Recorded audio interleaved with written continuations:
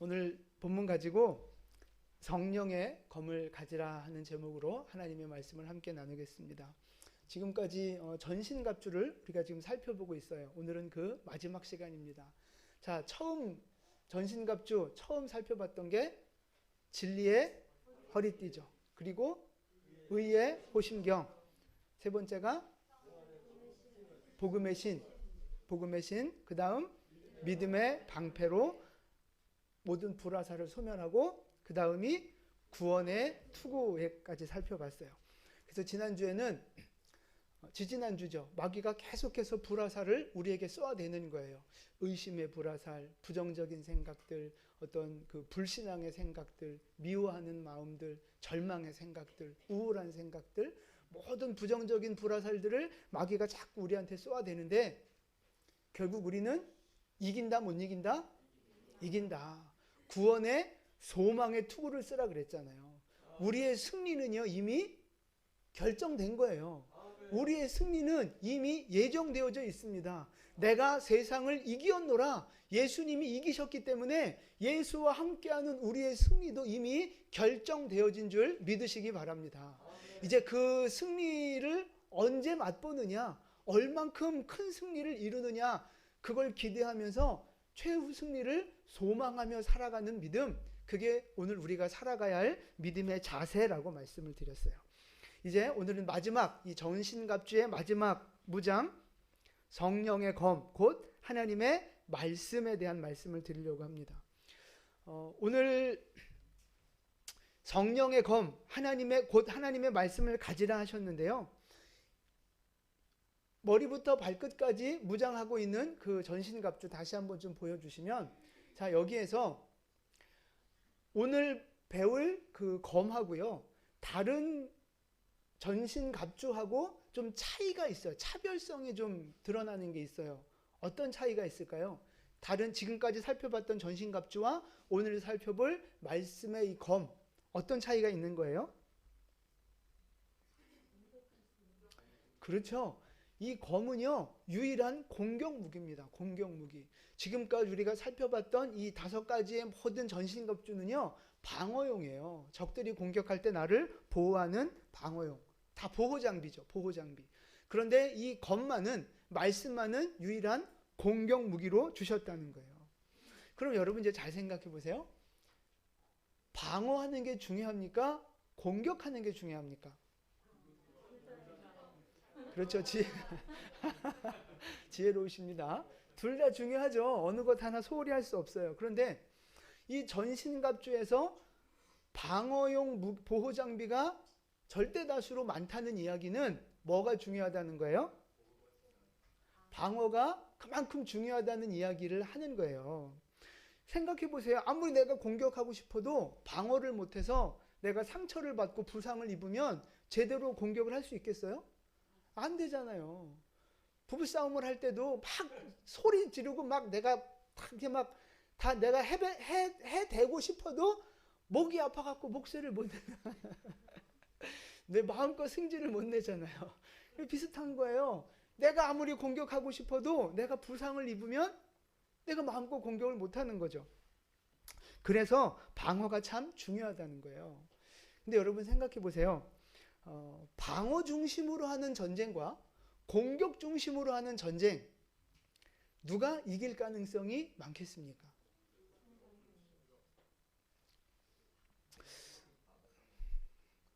네, 일단 싸워보세요. 잘 모르겠으면 싸워보시면 되는데, 이번 2022년 그 카타르 월드컵에서 방어 전략을 잘 짜서 아주 재미를 본 나라가 있습니다. 어느 나라인 줄 아세요? 크로아티아도 그렇지만 더 부각된 나라가 모로코입니다. 모로코는 그 북아프리카 저 서쪽 끝에 있는 아주 가난한 나라예요. 네, 이렇게 북아프리카 서쪽 끝에 있어요. 이 모로코는요, 2018년 기준으로요, 그러니까 4년 전이죠. 4년 전 기준으로 피파 랭킹 몇이었느냐면 41위였습니다. 41위. 그러니까 이 참 절반도 좀 안 되는 이제 그런 수준인 거죠. 그럼 우리나라는 몇이었을까요? 제가 찾아본 이게 좀 언제 하느냐에 따라 좀 다르긴 한데 우리나라는 그 당시 57이었습니다. 그러니까 여러분 보세요. 16강이라 하면 이 전 세계 나라에서 16위 안에 들어야 16강이잖아요. 그러니까 41위 하는 나라가 16위에 들어간다는 게 쉽지 않은 거예요. 그러니까 우리나라도 맨날 16강이 목표고 뭐 맨날 이런 소리 하잖아요. 그만큼 우리나라 수준도 사실은 별로 안 되는 거고요. 이게 16강에 들어간다는 게 쉽지 않은 거예요. 더군다나 저 가난한 아프리카 나라에서 얼마나 그게 어려운 일이겠어요. 그런데 이 모로코가 16강에 들어가고 8강에 들어가고 이거는 뭐 기대할 수 없었던 일이거든요. 그런데 이 모로코가 어디까지 갔어요? 4강까지 갔어요. 이건 거의 뭐 기적이에요, 기적. 우리나라도 2002년에 4강 갔을 때 막 신화를 썼다는 등 뭐 이런 얘기 했잖아요. 이게 기적과 같은 일이라고요. 그런데 이 모로코가 짰던 이번 월드컵의 전략이 뭐였는 줄 아세요? 네, 뭐 신문 기사를 보니까 질식 수비라는 표현을 쓰더라고요. 질식 수비. 그래서 상대 공격수가 아주 꼼짝하지 못하도록 쉴 틈을 주지 않고 가서 이렇게 철벽 방어를 치는 거예요. 그래가지고 결국 4강까지 올라간 거예요. 4강까지.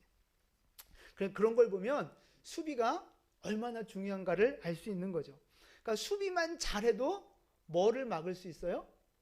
골을 막을 수 있어요. 실점하는 걸 막을 수 있다고요. 그러니까 적어도 지지는 않는 거예요. 수비만 잘해도.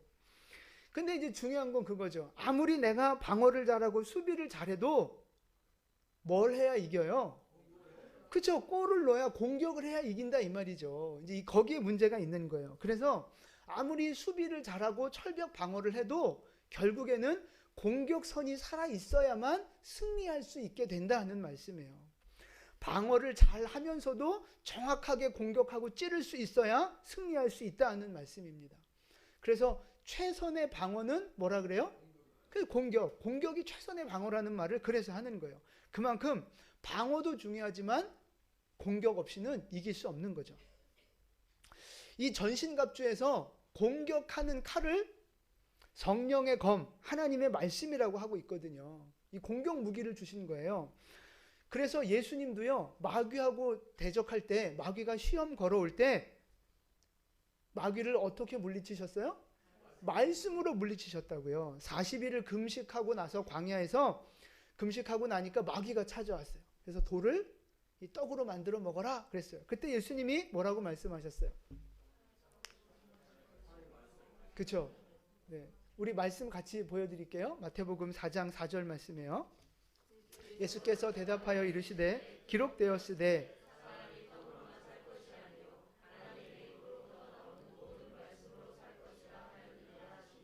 아멘. 예수님이 말씀하시는 거예요. 기록되었으되. 그러니까 어디 기록되어 있다는 얘기예요? 하나님, 그러니까 구약 성경에 기록된 말씀, 사람이 떡으로만, 이 말씀이 기록되었으되 그 이하에 있는 말씀들이 다 신명기에 나와 있는 말씀이에요. 그러니까 구약 성경에 기록된 그 말씀을 인용하셔서 마귀를 대적하고 물리치신 거죠.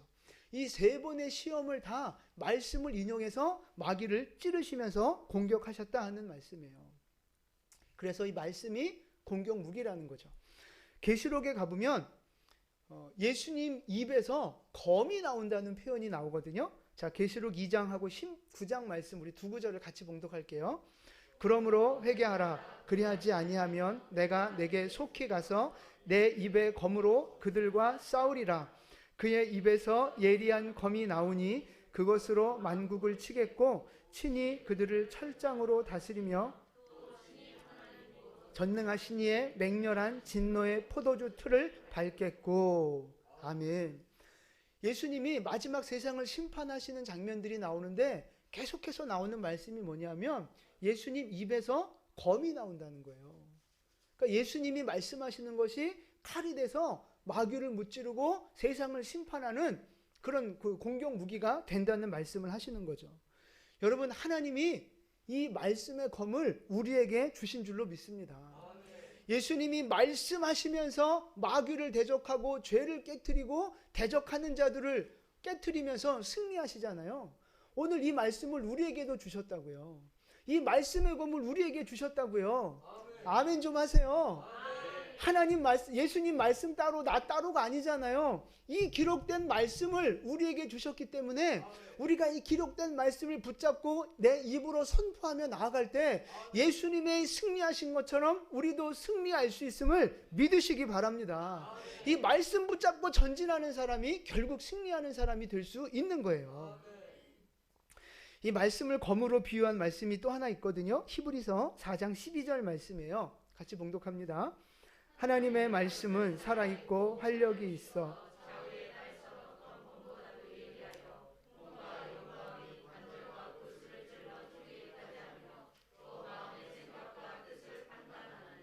아멘.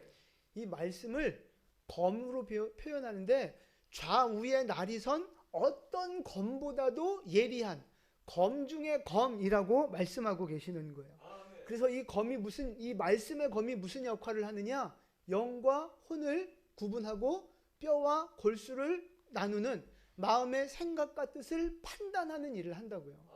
그러니까 여러분 생각해 보세요. 마귀가 우리 마음속에 훅 들어오고 우리의 생각 속에 비스무리한 말씀과 생각을 우리 안에 집어넣어 준다고요. 그럼 우리는 이게 하나님의 뜻인지 아닌지 늘 헷갈릴 때가 있어요. 분명하게 이게 하나님의 뜻이 분명하게 알아지는 게 있고 이게 하나님의 뜻일까 아닐까 헷갈릴 때가 너무 많거든요.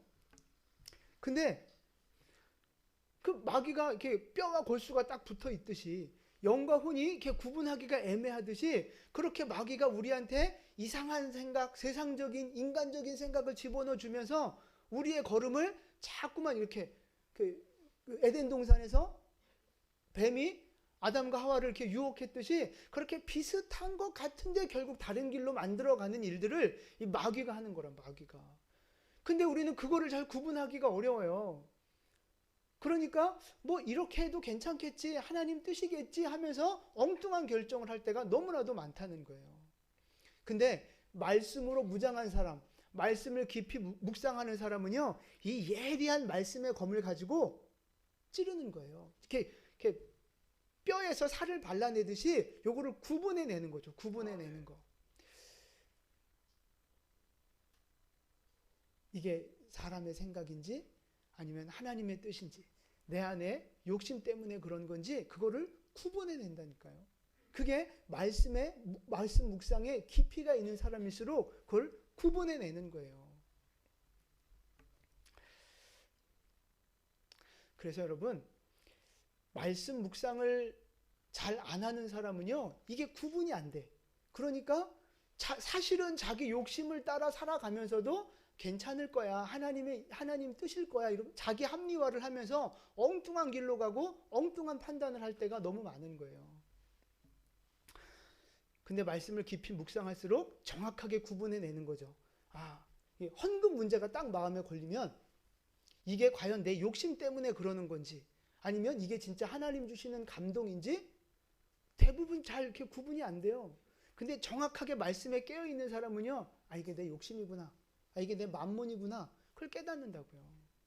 주일 성수가 자꾸 이렇게 갈등이 되고 이렇게 걸리는 사람들도 마찬가지예요. 뭐 이런저런 일 있고 뭐 얼마든지 뭐 이렇게 사람들 앞에 변명하고 핑계할 수 있잖아요. 근데 결국은 그 중심이 정말 예배 중심적인 신앙이냐 아니면 자기 유익과 편익을 위한 어떤 믿음이냐, 그게 말씀의 깊이가 있을수록 정확하게 구분해내는 거예요. 그래서 날마다 말씀을 묵상하면서 하나님의 뜻을 찾아가는 일이 굉장히 중요한 거예요. 그냥 멍 때리고 있잖아요. 그냥 사람들이 생각하고 말하고 내가 생각하는 대로 그냥 살다 보면요, 사람은 반드시 치우치게 돼 있어요. 왼쪽으로, 육신의 길로, 세상적인 길로 반드시 치우치게 돼 있다고요.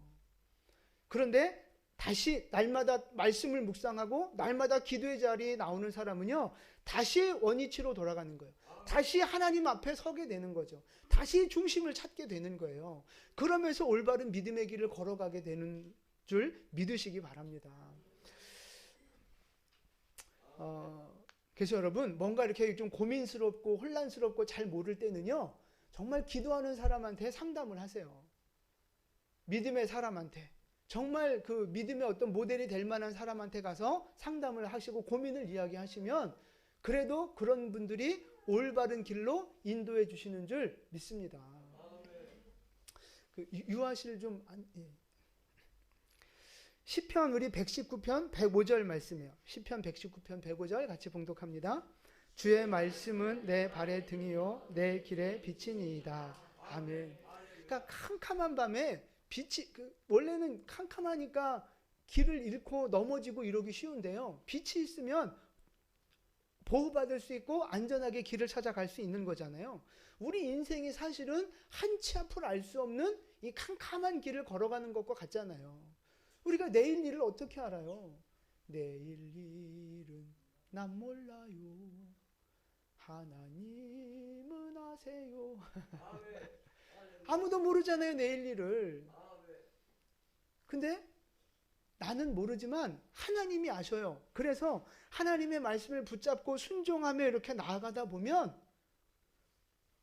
잘 방향을 모르는 것 같지만 이게 맞는 길인가 의심이 될 때도 있지만 결국은 하나님이 예비하시고 인도하신 정확한 길을 찾아갈 수 있게 된다는 것을 믿으셨으면 좋겠어요.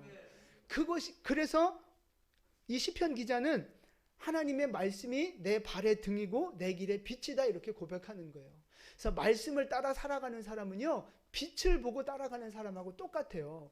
반드시 길을 잃지 않고 올바른 길을 걸어갈 수 있게 되는 줄 믿으시기 바랍니다. 그래서 이 말씀 묵상을 잘 하시는 게 중요합니다. 하나님께서 우리 손에 칼을 쥐어주신 이유, 이 말씀의 검을 쥐어주신 이유는 뭐겠어요? 싸우라고 주신 거예요. 칼을 왜 줘요? 싸우라고 주신 거죠. 자, 야고보서 4장 7절 말씀이에요. 같이 봉독합니다. 그런즉 너희는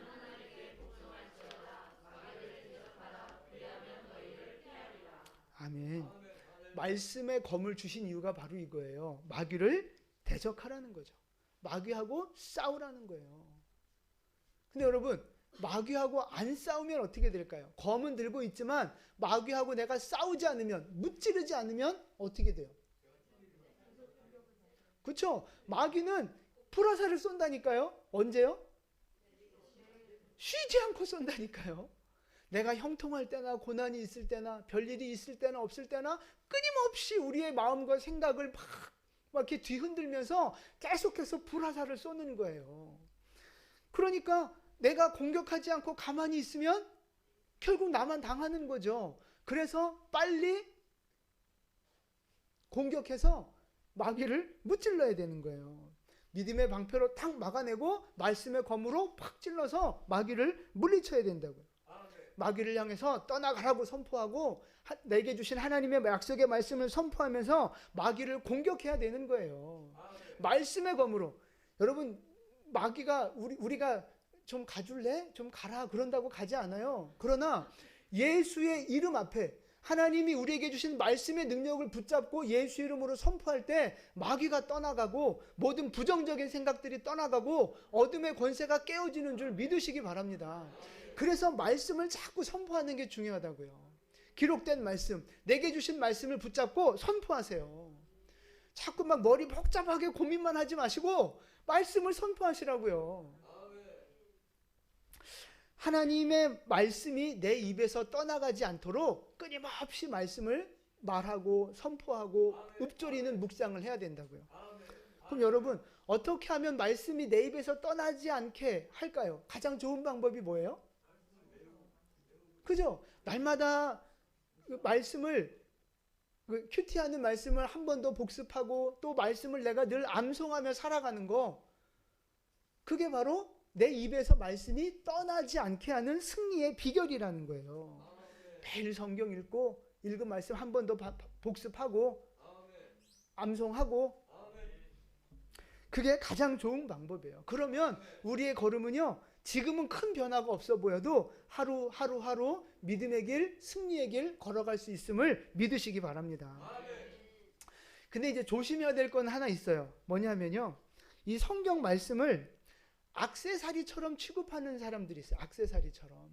그러니까 내가 좋아하는 말씀, 나한테 위로가 되는 말씀, 축복을 주시겠다고 하는 말씀, 그 말씀만 딱 붙잡고 살아가는 사람들이 있어요.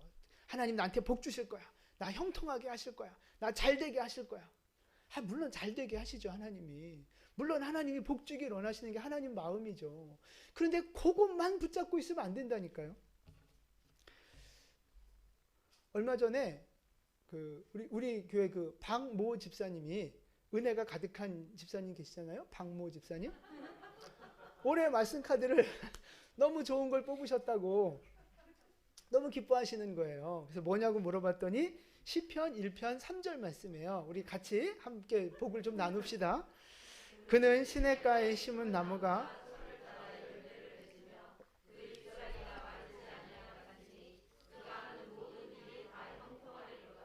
아멘. 저 마지막 멘트에 우리 집사님이 큰 은혜를 받으셨어요. 형통하리로다. 형통하리로다. 그러니까 지금까지 뽑은 말씀들은 뭐 좀 경고하는 말씀, 하여튼 별로 이렇게 기분 좋지 않는 말씀이었는데, 올해 하나님이 형통의 말씀을 주셨다고 너무 기뻐하는 거예요. 그래서 제가 축복합니다, 집사님. 그랬죠. 제가 그러고 끝냈겠어요? 제 성격에? 집사님 축복하는데 3절 전에 2절에 무슨 말씀이 있어요? 그랬어요. 잘 아시더라고요. 2절 말씀 같이 볼게요. 오직 여호와의 율법을 즐거워하여 그의 율법을 주야로 묵상하는도다. 아멘. 모든 일이 형통하는 축복은 누구에게 주신 약속이냐 하면 율법을 즐거워하여 주야로 묵상하는 사람, 그 말씀 앞에 순종하는 사람에게 형통의 복을 약속해 주신 거예요. 그러니까 2절이 조건이고 3절이 약속된 그 말씀인 거죠. 그러니까 이게 계약 관계하고 어떤 면에서 좀 비슷해요. 네가 이렇게 순종하고 지키면 내가 너에게 이런 복을 내리겠다. 이게 하나님이 성경 전체를 통해서 우리에게 주시는 축복의 패턴인 거예요. 패턴. 불순종했는데 복을 주세요? 하나님은 대적했는데도 복을 받아요? 그런 복은 하나님이 주시는 복이 없다고요. 늘 순종이, 말씀을 지키는 것이 늘 먼저 전제 조건으로 되어 있고, 그렇게 순종하면 내가 너를 복되게 하고 형통하게 하고 내가 너를 높이리라. 이게 하나님의 약속이에요. 근데 우리의 문제는 늘 뭐예요? 그 조건은 관심 없어요. 2절에는 관심 없어요. 그냥 다 형통하리로다. 아멘 아멘. 다 형통하리로다. 아멘. 율법을 주야로 묵상하며 몰라 형통하리로다. 아멘. 뭐 박 집사님만 그래요? 우리 인간의 마음이 그런 거라고요, 사실은. 여러분, 성경에는요 축복의 말씀이 분명히 있지만 저주의 말씀이 더 많습니다. 여러분 그거 아세요? 저주의 말씀이 더 많아요. 성경에서 하나님이 우리를 사랑하신다는 말씀도 많이 하시지만요, 우리를 경계하고 경고하고 책망하는, 심판하는 말씀도 많이 있어요. 축복의 말씀도 하나님의 말씀이요, 경고와 저주의 말씀도 하나님의 말씀이에요. 둘 다 하나님의 말씀이니까 둘 다 아멘으로 받아야 된다고요.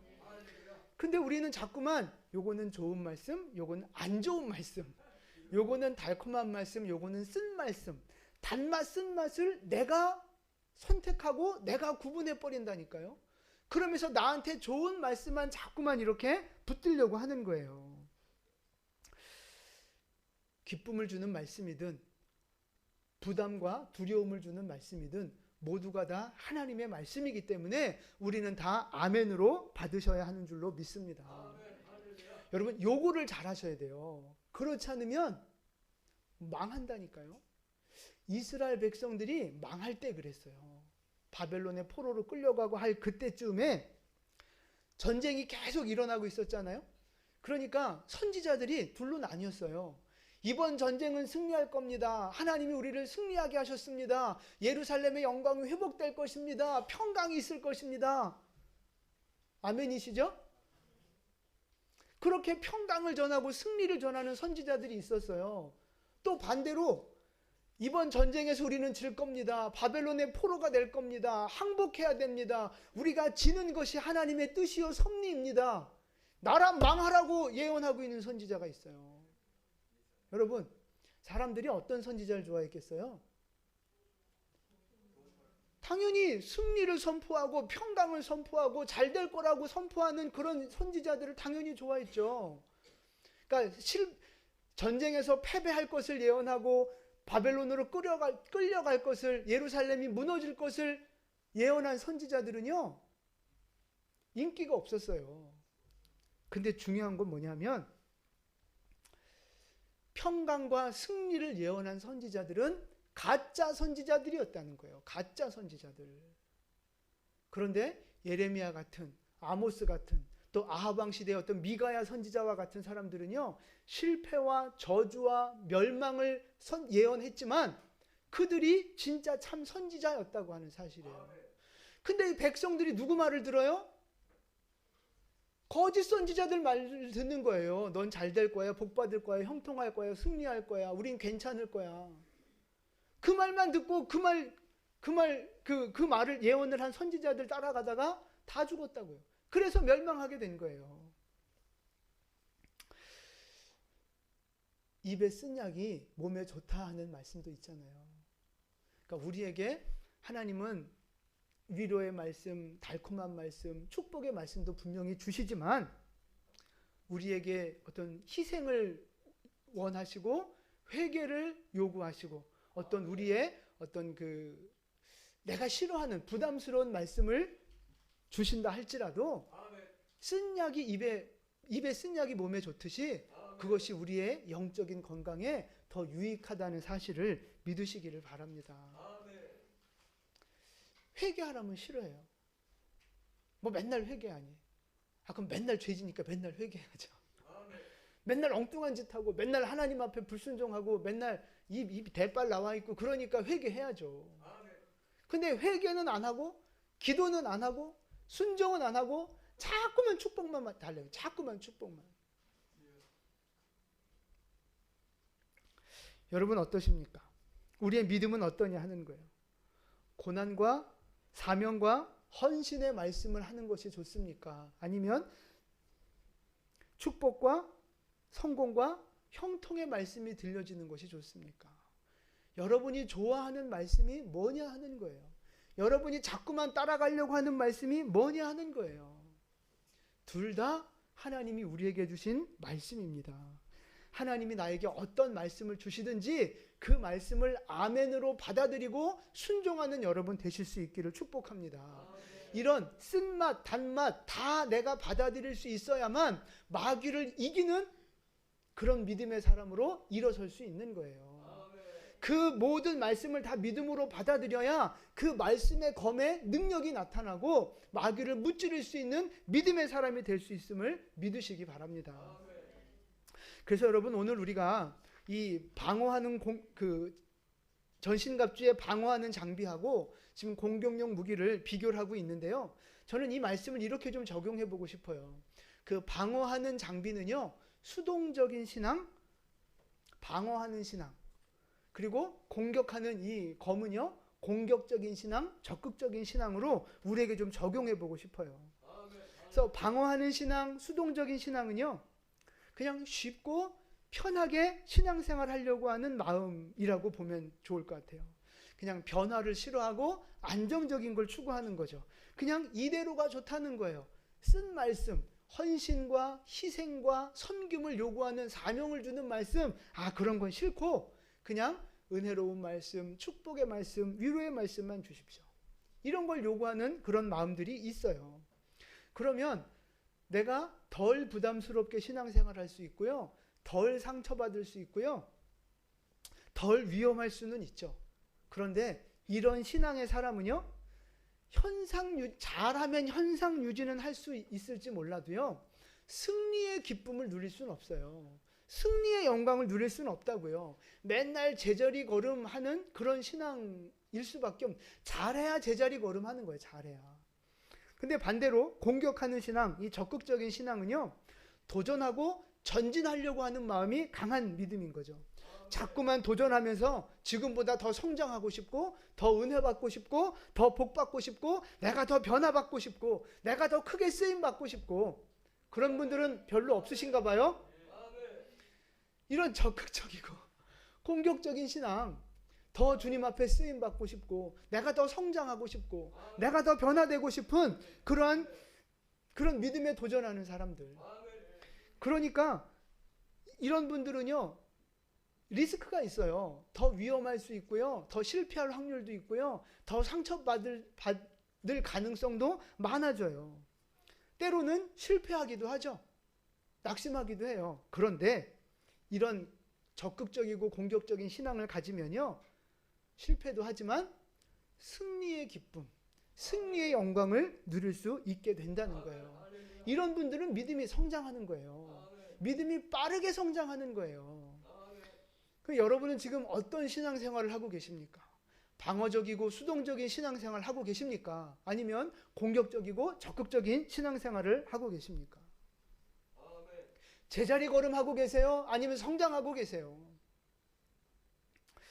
그러니까 너무 우리 중에 이렇게 너무 이렇게 좀 방어적인 수동적인 신앙생활 하시는 분들, 막 억지로 끌려가고 하기 싫은데 억지로 뭔가 이렇게 하려고 하는 그런 분들 계시다면 조금 더 적극적이고 도전적인 신앙으로 한 걸음 전진할 수 있게 되기를 축복합니다.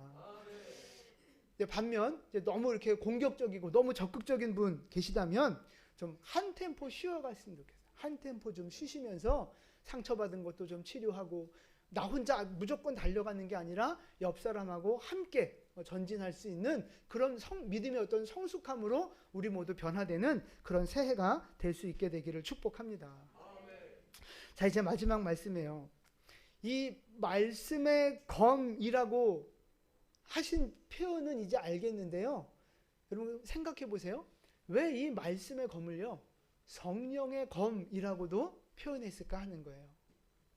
말씀의 검이면 말씀의 검이지 왜 성령의 검이라고 하셨을까요?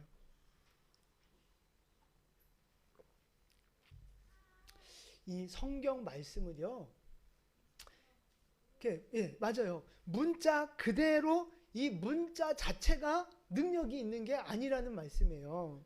이 성경을요, 그냥 책으로 읽고 이 말씀을 그냥 이론과 지식으로만 알고 있으면요, 그거는 아무 능력이 없어요. 아무 효과가 없는 거라고요. 그냥 죽은 말씀이죠. 죽은 말씀.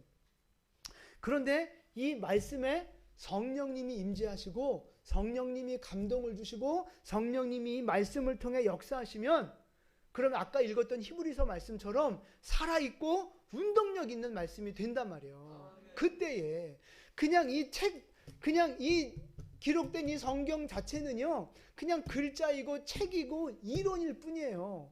여기에는 아무 능력이 없다고요. 그런데 이 말씀을 통해 성령님이 임재하시고 역사하시면 그때 하나님의 능력과 이 말씀의 어떤 그 파워가 나타나게 되는 거예요. 그래서 말씀과 성령의 역사, 이 기도는요, 항상 같이 가야 되는 거예요. 같이. 그래서 베드로도 오순절날 성령을 받고 나서 그가 이렇게 하나님의 말씀을 선포하니까 사람들이 찔림을 받고 회개하는 역사가 있잖아요. 스데반 집사도 마찬가지예요. 성령 충만했을 때 하나님의 말씀을 전하니까 사람들이 찔림을 받았다고요. 그러니까 중요한 건 그거예요. 성령의 능력으로 말씀을 전했을 때, 기도하고 말씀을 전할 때 그 반응이 좋을 수도 있고 안 좋을 수도 있어요. 그 말씀 앞에 굴복할 수도 있고 말씀을 앞에 대들 수도 있어요. 근데 중요한 건 뭔지 아세요? 찔림 당한다는 거예요. 찔림 당한다. 기도한 말씀, 성령이 역사하시는 말씀 앞에는요, 찔린다니까요. 하나님의 찔림의 역사가 있는 거예요. 그래서 말씀은요, 항상 성령이 말씀을 붙잡고 역사하셔야 되는 거예요. 그래서 성령이 일하시도록 우리에게 필요한 것이 기도예요. 기도. 성령이 일하시도록 기도를 하셔야 된다고요. 성령이 일하시지 않으면, 다시 말해서 내가 기도하지 않고 그냥 말씀을 문자적으로 이론적으로만 알고 있다면 말씀을 깨닫지도 못할 뿐더러 그 말씀의 능력이 나타날 수 없다는 말씀이에요. 그래서 여러분, 그 기도와 성령의 능력으로 선포되어지는 말씀이 좌우의 날선검, 아주 예리하게 날이 갈려진 이제 그런 말씀이라면, 기도 없이 하는 말씀은요, 날이 서지 않은 무딘 칼이라고 보시면 돼요. 그러니까 무딘 칼도 칼이잖아요. 칼은 칼이에요. 칼하고 똑같이 생겼어요. 그런데 무능한 날이 서지 않으니까 이걸 자를 수가 없는 거예요. 찌르고 베일 수가 없는 거예요. 그럼 그 칼 어디다 써요? 때릴 때 쓰지, 때릴 때. 그 칼을 때리거나 던질 수는 있어요. 근데 하나님이 그러라고 검을 주신 게 아니잖아요. 찌르고 베라고 검을 주신 거라고요. 좌우에 날이 서야 된다고요. 말씀의 검에 좌우에 날이 서야 된다고요. 그 날을 세우는 과정, 날을 세우는 작업, 그게 뭐예요? 기도하는 거예요. 기도. 성령이 일하시도록 뜨겁게 기도하는 거. 기도할 때 성령님이 말씀을 붙잡고 역사하시면서 말씀의 능력이 나타나는 거예요. 여러분, 하나님은 이미 우리에게 이 말씀의 검을 주셨어요. 이미 우리에게 이 말씀을 주셨잖아요. 그런데 어떤 사람의 검은 좌우에 날이 서서 예리하고 날카로운데 어떤 사람의 검은 찔러도 데미지가 없고 베어도 데미지가 없는 거예요. 기도하지 않기 때문에 그런 거라고요. 여러분, 우리가 할 일은요, 기도의 날을 세우는 거예요. 우리가 기도할 때 이 말씀의 날이 세워지면서 말씀의 능력이 나타나는 거예요. 그래서 여러분, 말씀을 붙잡고 기도하는 여러분 되시기를 축복합니다. 말씀을 붙들고 그 말씀이 이루어지도록 능력으로 역사하도록 기도하는 여러분 되시기를 축복합니다. 우리가 그렇게 기도할 때 그 말씀의 능력 앞에 마귀가 떠나가고 어둠의 권세가 깨어지고 고난도 이기고 질병도 다 무너지고 우리의 모든 인생을 승리하는 전진하는 믿음의 백성들 될 수 있는 줄로 믿습니다. 그래서 여러분, 말씀을 붙들고 기도하는 올 한 해 되실 수 있기를 축복합니다. 아무리 내가 말씀을 믿어도요, 아무리 내가 말씀을 알고 아무리 말씀을 아멘하고 믿어도요, 기도하지 않으면 무딘 날이 될 수밖에 없어요. 그래서 송구영신 때 제가 말씀드렸잖아요. 에스겔서 36장 말씀, 하나님이 축복을 계획하셨고 하나님이 승리를 약속해 주셨고 그것을 이루시는 분도 하나님이라고 말씀하셨어요. 그런데 중요한 건 그래도 너희는 기도하여야 할지라 말씀하셨다고요.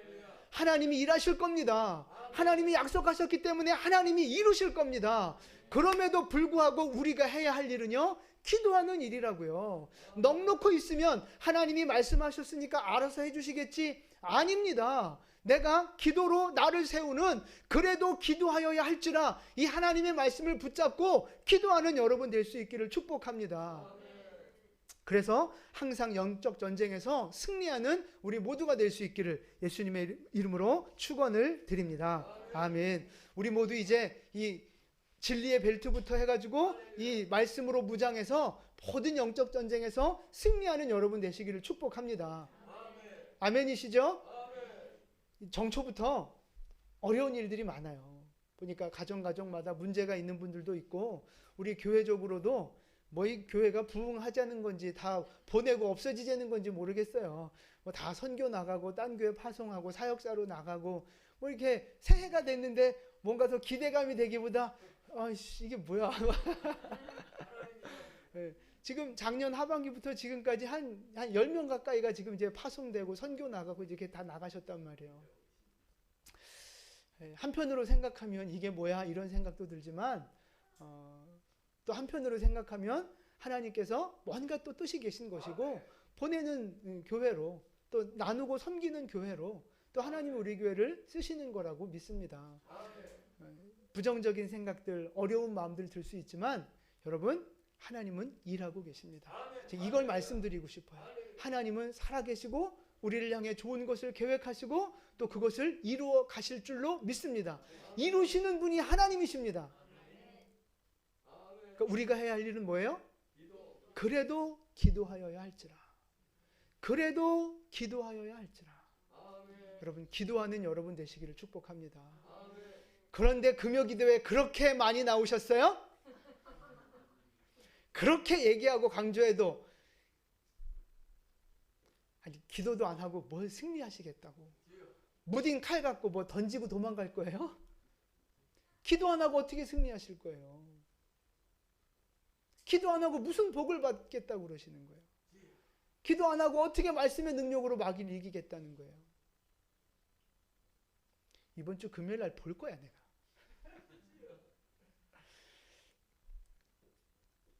상황상 못 나오시는 분들은 카톡이라도 보내세요. 목사님 저는 이러저러해서 집에서 있는 자리에서 기도하겠습니다. 그럼 제가 이분은 집에서 기도하는구나 알잖아요. 근데 아무 말도 없이 그냥 안 나와버리면 이 인간이 퍼질러 자는지 놀고 있는지 어찌 알아요. 그럼 내 마음이 불안한 거예요. 불안한 거.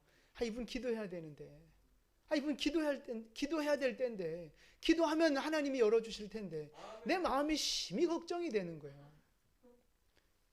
여러분 금요 기도회 때 봅시다. 어째 믿음이 안 가 내가. 여러분 기도합시다. 기도하면 이루시는 분은 하나님이세요. 우리가 순종하면 하나님은 역사하시는 분이세요. 그 믿음의 능력을, 기도의 능력을 경험하는 우리 모두 될 수 있기를 주님의 이름으로 축원을 드립니다. 아멘. 기도하겠습니다.